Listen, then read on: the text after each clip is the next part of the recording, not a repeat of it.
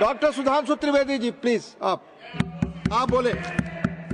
माननीय सभापति महोदय, आज इस पुराने वक्त की आखिरी रात में खड़े होकर इस नए वक्त के आगाज की नई सुबह के दिन मैं प्रधानमंत्री श्री नरेंद्र मोदी जी, हमारे अल्पसंख्यक मामलों के मंत्री किरण रिजिजू जी का मैं बहुत इस्तकबाल करता हूं।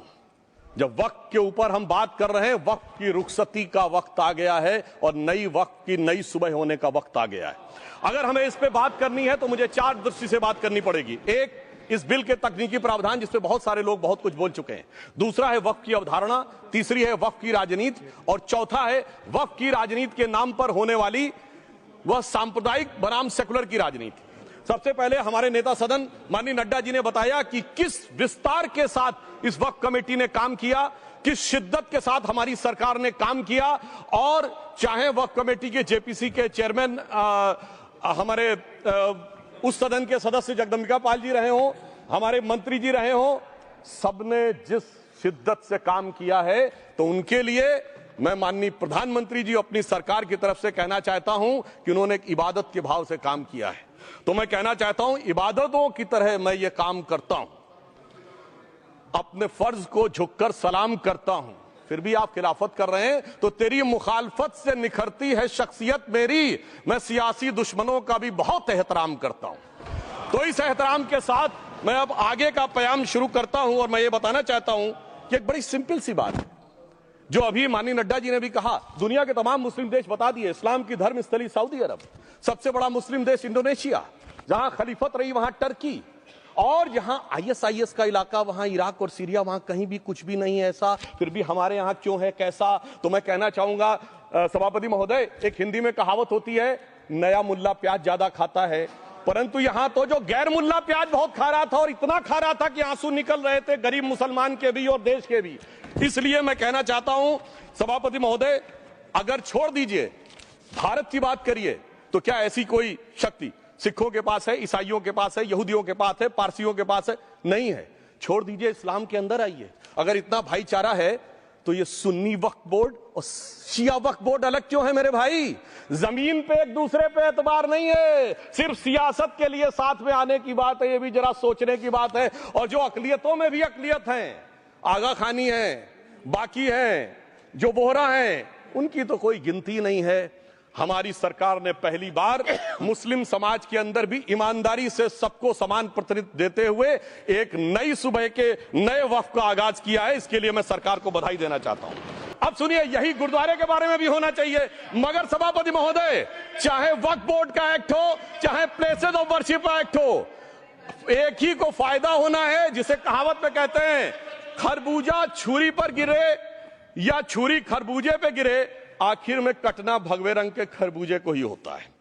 परंतु उसके बाद भी सभापति महोदय, जो कानून को न माने, जो कहे संविधान को नहीं मानेंगे, और जो ये कहे कि साहब अदालत के आदेश को भी नहीं मानेंगे, तो फिर इसका मतलब उसके मन में तो एक ऐसी बादशाही आ गई है। इसके लिए मुझे सभापति महोदय, वो पुरानी वाली फिल्म अगर लोगों को याद हो तो मुगले आजम का वो सीन याद आता है कि जब अकबर ने अनारकली को कैद कर लिया तो सलीम कहता है, जब्त मैं करूं जिसकी की जमीन वीरान हो गई है, जब्त वो न करे जिनके सिर्फ शौक के बाद चाहत को ठेस पहुंची है। ये जिल्ले इलाही की बादशाही नहीं बल्कि खुदाई है। मैं कहना चाहता हूं, जो संविधान को न माने, कानून का न माने, इसका मतलब वो अपनी खुदाई में जी रहा है। तो ये वो लोग हैं। और वैसे मैं सभापति महोदय, खुदाई से आजकल बहुत से लोगों को डर लगता है, क्योंकि जहां जहां खुदा है वहां वहां भगवान है, जहां जहां खुदा है वहां वहां भगवान है। बाकी आप सब बहुत बुद्धिमान हैं। अब मैं ये भी बात कहना चाहता हूं, और वैसे आखिर में उस अनारकली को कैद से छुड़ाने के लिए सलीम का एक हिंदू साथी दुर्जन सिंह ही आया था। मैं कह सकता हूं कि वक्त की इस मुकद्दस जमीन को अगर कैद करके रखा है तो उन चंद लोगों ने, जिनके दिमाग आज भी उन चीजों में भरे हुए हैं कि कोई समझता हम तो किसी जमाने में हुक्मरान वक्त थे, कोई कहता हुजूर नवाब थे, कोई कहता बादशाह आलमगीर थे, कोई कहता है बादशाह गाजी जिंदा पीर थे। तो नदीमुल हक साहब ने जो बोला था ना, किसी के बाप का हिंदुस्तान थोड़ी है, बिल्कुल मैं कहना चाहता हूं, जिन्होंने इस देश के लिए खून बहाया उनके बाप का हिंदुस्तान है, उस गरीब मुस्लिम कारीगर के बाप का हिंदुस्तान है। पर जो ये कहते हैं कि आगरे का लाल किला किसके बाप ने बनवाया, आगरे का किला किसके बाप ने बनवाया, दिल्ली का किला किसके बाप ने बनवाया, हैदराबाद का चार मीनार किसके बाप ने बनवाया, उसके बाप का यह हिंदुस्तान नहीं है।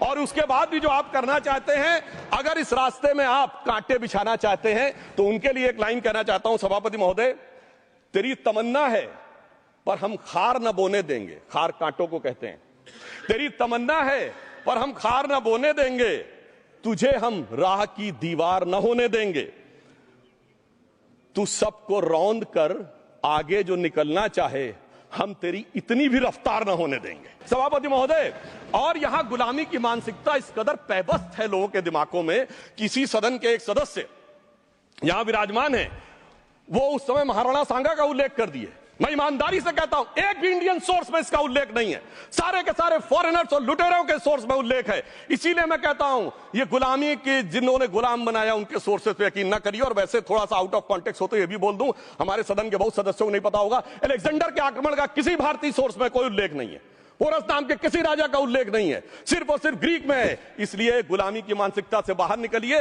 तब इन चीजों को आप सही ढंग से समझने में सफल होंगे। मेरा अब यह भी अनुरोध अपने सदस्यों के साथ है। वक्त की अवधारणा के बारे में बहुत कुछ बोला जा चुका है कि ये ओरिजिनली कहां से आया, पर मैं इतना कहना चाहूंगा, सबसे पहले वक्त का उल्लेख आता है जब ससनिड एम्पायर को खलीफा उमर ने कैप्चर किया, तो आज का जो सदर्न इराक है उसके इलाके को उन्होंने वक्फ डिक्लेयर किया, और वो स्टेट के द्वारा कंट्रोल होता था। स्टेट के बारे में माननीय नड्डा जी ने अभी बताया कि बड़े बड़े देशों में किस ढंग से होता था। सर सैयद अहमद खान ने भी वक्फ को मूल इस्लाम का हिस्सा न मानते हुए इसके लिए मुजार शब्द कहा है, जो शरिया के अंतर्गत आता है, और इसी के लिए उन्होंने फतवा आलमगिरी को भी कोट किया था। और इसीलिए 1894 की जो प्रिवी काउंसिल का जजमेंट जो आया था, वो वक्फ अल औलाद के खिलाफ आया था। मगर सभापति महोदय, 1906 में कलकत्ता कांग्रेस अधिवेशन में कांग्रेस ने प्रस्ताव पारित किया कि प्रिवी काउंसिल के जजमेंट में कुछ गलती है, इसे बदलना चाहिए, क्योंकि 1904 में जिन्ना कांग्रेस को ज्वाइन कर चुके थे। इसलिए मैं कहना चाहता हूं, फिर 1913 में वो जजमेंट बदला कि हमारे सदन के बहुत से सदस्यों ने इस सदन और दूसरे सदन में बोला है, मैं एक सेंटेंस बोलता हूं, लगेगा जैसे वही लोग बोल रहे हैं। वर्ड ये है, कोट है, since the bill was introduced to administer the Muslim law for मुसलमान, so the question of public policy does not arise. लगता है जैसे हमारे कोई सदस्यों में बोल रहा हूं। सर, ये मोहम्मद अली जिन्ना ने अप्रैल 1913 में ही is used this word while moving the report of the select committee to the Imperial Legislative Council. Sir, 1913 से 2013 तक भाषा ही नहीं बदली, और आज भी भाषा नहीं बदल रही है, हमें ईमानदारी से। और उस समय यूपी और बंगाल ने उसका विरोध किया था। आज यूपी और बंगाल के लोग किस तरीके से साथ में है, वो पूरी तरीके से दिखाई पड़ता है। इसलिए हम ये कहना चाहते हैं, हाँ, एक प्रश्न बहुत उठाया जाता है कि केवल मुस्लिम ही वक्फ को क्यों दान दे सकता, ऐसा वक्फ बोर्ड में क्यों संशोधन किया गया। मैं ईमानदारी से कहना चाहता हूं, ऐसा नहीं कि मैं इस्लामिक मामलों का बहुत बड़ा आलिम फाजिल जानकार हूं, मगर इस्लाम में बहुत साफ मान्यता है कि जो गैर मुस्लिम है उसकी इबादत अल्लाह कबूल नहीं कर सकते, उसकी दुआ कबूल नहीं होगी तो दान कैसे कबूल होगा। साहब, हम इस्लामिक भावना का सम्मान कर रहे हैं। हमारे अल्पसंख्यक मंत्री गए थे, तो वो मदीना में एक डेफिनेट लेवल तक जा सकते, उसके आगे नहीं जा सकते। अगर इबादत की इजाजत नहीं है तो साथ जायदाद की इजाजत कैसे हो सकती है। मुस्लिम भावना का सम्मान है, और अगर है तो कोई मुल्ला मौलवी मुफ्ती मुकर्रम बारी आज आके बता दे कि कबूल हो सकती है दुआ, तो हम दान भी कबूल करने के लिए तैयार हैं। और तो और छोड़िए साहब, जब आप कहते हैं कि हर चीज हलाल होनी चाहिए, तो साहब हलाल करने की प्रक्रिया नहीं, हलाल करने वाला भी मुस्लिम होना चाहिए, तब वो हलाल होता था। तो मैं पूछना चाहता हूं साहब, काटने के लिए तो हलाल होने के लिए मुस्लिम जरूरी है, और बांटने के लिए बगैर मुस्लिम के भी हलाल होगा, ऐसा तो नहीं हो सकता। तो जो हमारी सरकार ने किया है वो मुस्लिम भावना के सम्मान के लिए किया है। सोचिए कैसा बदलाव आया है। और सर, मुझे एक और चीज नजर आती है, एक पुराना गीत था, वक्त ने किया क्या हसी सितम। तो आज मैं कहना चाहूंगा, वक्त ने किया क्या हसी सितम कि मुस्लिम लीग और शिवसेना मिलके हो गए हम। तो मैं पूछना चाहता हूं सर, कि जब ब्रिटिश हुकूमत आई तो उसने तो मुगलों सारी हुकूमत ले ली थी, तो उनका मालिकाना हक कैसे हुआ। सर, 1707 के बाद तो इस्लामी हुकूमत दिल्ली से खत्म हो गई थी। एक आखिरी मुगल बादशाह शाह आलम के लिए तो बोला जाता था, सल्तनते शाह आलम दे लाल किले ते पालम, यानी आज का आईजीआई एयरपोर्ट। तो साहब, उसके बाद ये गुजरात के सूरत से लेकर लखनऊ तक उनका मालिकाना हक निकलने कहां से लगा। अरे भाई, जब दिल्ली को कैप्चर किया था अंग्रेजों ने तो सारी जमीन अंग्रेजों की थी। तो जब मैं अपने कांग्रेस के मित्रों से पूछना चाहता हूं, ये जब गवर्नमेंट ऑफ इंडिया एक्ट में पावर डीड ट्रांसफर की थी तो पढ़े नहीं थे क्या, या खोखले कागज पर साइन कर लिए थे, या कागज सही था, आप खोखला करने की बात है। मैं पूछना चाहता हूं, जब 250 साल तक वो हुकूमत ही नहीं रही तो उस हुकूमत के फरमान की लेजिटिमेसी कैसे हो सकती है? यह मैं कानूनविदों के लिए भी एक फूड फॉर थॉट रखने की बात करता हूं। और दूसरी बात मैं कहना चाहता हूं, ये किन हुकूमतों की बात कर रहे हैं सभापति महोदय? अगर सूरत नगर निगम पे दावा है मुगल के जमाने का और तमिलनाडु के मंदिर पर अरकाट के नवाब का, सभापति महोदय, ये वो हुकूमतें थी जो जजिया लगाती थी, ये वो हुकूमतें थी जो जिम्मी का कॉन्सेप्ट रखती थी, ये वो हुकूमतें थी जो गाजी की बात करती थी। क्या भारत के संविधान में उन हुकूमतों के फरमान को सही मान्यता देना सही है? बिल्कुल गलत है। मैं कहता हूं, बाबा साहब अंबेडकर के संविधान में यदि आप ऐसी हुकूमतों के फरमान को रखने की कोशिश करते हैं तो this is fraud on constitution. और हमारी सरकार ने अगर बैकडेट से वो बंद किया है तो उस फ्रॉड को रोकने की पूरी व्यवस्था की है। कि जब आजादी मिली उसके बाद क्या किसी ने डिमांड किया था कि हमें वक्फ बोर्ड चाहिए? नहीं किया था। फिर क्यों 54 में दिया गया? किसी मुस्लिम ने डिमांड किया क्या कि मदरसे चाहिए? फिर क्यों दिया गया? मुस्लिम समाज तो राष्ट्र की मुख्य धारा में आने को तैयार था, इसीलिए यूसुफ खान, दिलीप कुमार के नाम से आने में उन्हें कोई प्रॉब्लम नहीं थी। महजबीन बानो को मीना कुमारी के रूप में आने में प्रॉब्लम नहीं थी। मुमताज बेगम को मधुबाला बन के आने में प्रॉब्लम नहीं थी। हामिद अली को अजीत के रूप में आने प्रॉब्लम नहीं थी। मगर, और मैं यह भी बताना चाहता हूं, मुस्लिम समाज में बहुत बड़ा तबका उस समय इस बात को सोच रहा था, और अभी कपिल सिब्बल साहब बोले ये उस चीज के वकील रहे, इन्हें पता होना चाहिए, पता होगा कि सुन्नी सेंट्रल वक्फ बोर्ड राम मंदिर में 1961 में मुद्दई बना है, 12 साल के बाद। क्योंकि के मोहम्मद ने लिखा है कि एक बहुत बड़ा तबका था जो ये मानता था कि हमें इस चक्कर में नहीं पड़ना चाहिए। मगर अफसोस कि वही लेफ्टिस्टों, सेक्युलरिस्टों ने उनको समझाकर इस मुकाम तक लाकर खड़ा कर लिया। अब यहां मैं एक और बात कहना चाहूं, खैर छोड़िए उन सरकारों ने बाद में क्या दिया, मगर उसके बाद सुनिए, इंदिरा जी के जमाने में मुस्लिम पर्सनल लॉ बोर्ड आया, तो राजीव जी के जमाने में शाबानो केस आया, तो नरसिम्हा राव के जमाने में 95 का एक्ट आया, तो मनमोहन सिंह जी के जमाने में 2013 का एक्ट आया, मगर इलाज नहीं निकला। तो इसे एक शेर में कहूंगा कि मरीजे सेकुलर इश्क पर लानत खुदा की, मर्ज बढ़ता गया जो दवा की। अब मैं सभापति महोदय एक और बात कहना चाहता हूं, शुरू के 20-25 साल में मुस्लिम समाज के बारे में मैं कहना चाहता हूं। आज जब आजादी मिली तो मुस्लिम समाज के प्रतीक कौन थे? उस्ताद बिस्मिल्लाह खां, उस्ताद फरीदुद्दीन डागर, उस्ताद बड़े गुलाम अली, उस्ताद जाकिर हुसैन, जिनकी अभी कुछ दिन पहले डेथ हुई, बड़े बड़े नगमा निवार, हसरत जयपुरी, मजरूर सुल्तानपुरी, साहिर लुधियानवी, कैफी आजमी, जोश मलियाबादी, जिगर मुरादाबादी। अब सर क्या हो गया? तब मुस्लिम समाज इन अदब के शाहकारों के साथ जोड़ा जाता था। आज मुस्लिम समाज का नेतृत्व किन लोगों के साथ जोड़ता है? इशरत जहां, याकूब मेनन, मुख्तार अंसारी, अतीक अहमद, दाऊद इब्राहिम।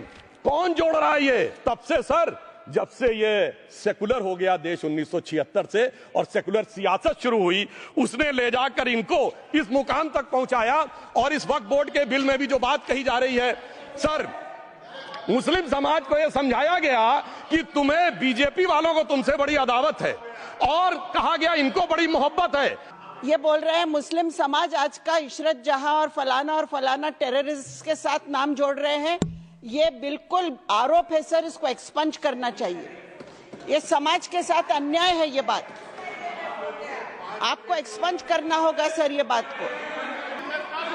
टाइम में जवाब दूंगा, और उसके बाद ये हमारा सदन माने ना माने, जो देख रहे होंगे उनके लिए कहना चाहता हूं, sir doctor APJ Abdul Kalam, honourable SM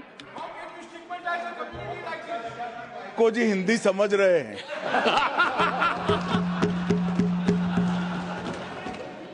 one second,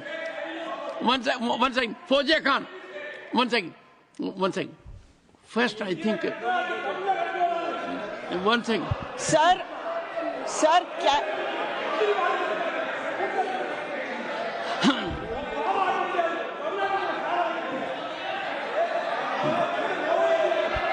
sir, community cannot be stigmatized. Yes, sir. An entire community cannot be branded like this. Fauziya Khan ji, I'll come to you. I'll give you the opportunity. मान्यवर, सुधांशु जी ने मुसलमानों के लिए कुछ नहीं किया है, India alliance के लिए किया है। अब मैं एक एक कर बता देता हूं। अरे सुनो ना भाई, आप सुनो तो। अरे दिग्विजय सिंह सुनिए, मैं खड़ा हूं ना अपने पैर पर।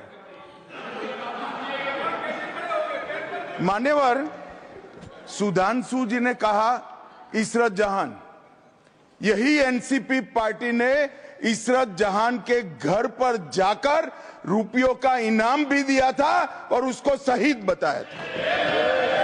दूसरा कहा अतीक अहमद किस पार्टी से थे? इंडिया अलायंस की। दूसरा कहा अंसारी किस पार्टी से? कांग्रेस और इंडिया अलायंस के। ये सारे नाम आपके साथ जुड़े हैं भाई। उल्टा उन्होंने तो मुसलमान कम्युनिटी से तो ढेर सारे शायरों का नाम दिया जिन्होंने साहित्य की सेवा की और ढेर सारे साहित्य की रचना की। मन Sudhanshu, he is not yielding now. Sudhanshu, सबसे पहले मैं तमिलनाडु का जवाब देना चाहता हूं। yes. सभापति महोदय, तमिलनाडु से ही डॉक्टर एपीजे अबुल कलाम थे और मैं सारे सदन से कहना चाहूंगा डॉक्टर कलाम का नमाज जनाजा और याकूब मेनन का नमाज जनाजा एक ही दिन हुआ। कितने लोग याकूब मेनन के नमाज जनाजा में गए और कितने डॉक्टर कलाम के नमाज जनाजा में गए? डॉक्टर कलाम मेमोरियल पे कितने लोगों की फोटो है? दिखाएं मुझे, सोशल मीडिया पे पोस्ट की हो। मगर अफजल हालात का मारा था, आपके एक मंत्री का ऑफिशियल ट्वीट है, वो इस सदन के सदस्य नहीं तो मैं नहीं बोल रहा हूं। याकूब मेनन की जुडिशियल किलिंग हुई, आपके एक नेता का, मिनिस्टर का ऑफिशियल ट्वीट है, सदन के सदस्य नहीं है इसलिए नहीं बोल रहा हूं। और सर 26/11 आरएसएस ने कराया, सदन के सदस्य बैठे हुए हैं। हाफिज साहब और सुनिए जाकिर नायक शांति का मसीहा सदन में सदस्य बैठे हुए हैं। सर किसने जोड़ा? मैं नहीं कह रहा हूं जोड़ा, हमने किससे जोड़ा मैं बताना चाहता हूं। मैं अपनी बात, सर मैंने नाम किसी का नहीं लिया। सर आपने उड़ता तीर क्यों पकड़ लिया? सर मैंने नाम नहीं लिया, उड़ता तीर क्यों पकड़ लिया? सर मैं पूरी बात करूं। सर मैं कहना चाहता हूं हमारी सोच मुस्लिमों के बारे में और इनकी सोच में क्या अंतर है। देखिए जिन लोगों ने मुस्लिम हिस्ट्री नहीं पढ़ी उन्हें मैं बताना चाहता हूं। एक दो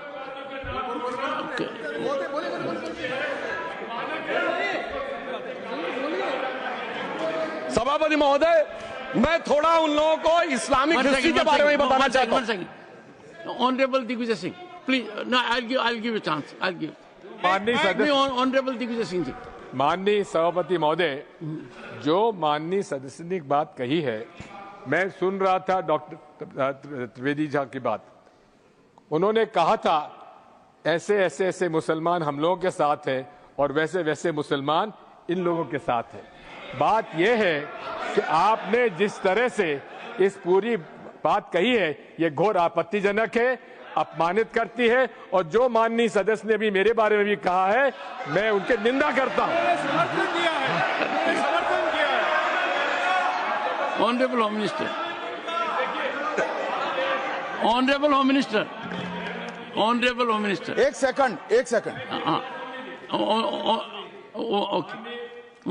one second, your mic will be on. जी महोदय, मुझे ये सब कहने की जरूरत नहीं है, लेकिन जो गुजरात में दंगे और फसाद हुए कौन कौन उसके लिए जिम्मेदार थे बताइए। ऑनरेबल होम मिनिस्टर,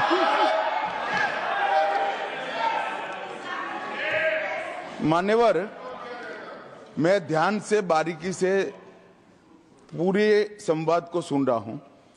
माननीय सदस्य सुधांशु जी ने दिग्विजय सिंह का नाम नहीं दिया। अब वो खड़े होकर कहे मेरे बारे में कहा, इससे साबित हो गए।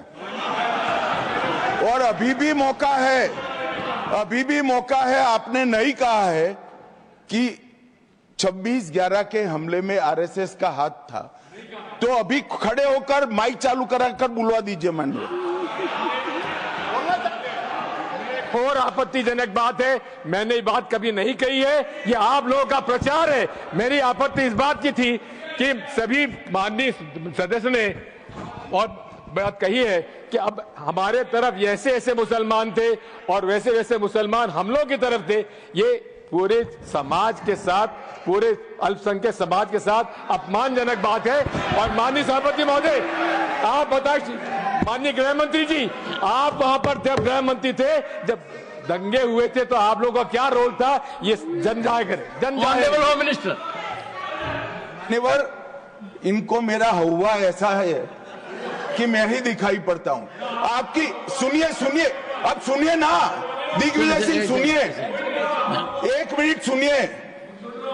दंगे शांत होने के बाद 18 महीने के बाद मैं गृह मंत्री बना। दंगा हुआ तब मैं गृह मंत्री नहीं था। सुधांशु त्रिवेदी। संदर्भ में किसी का नाम नहीं लिया।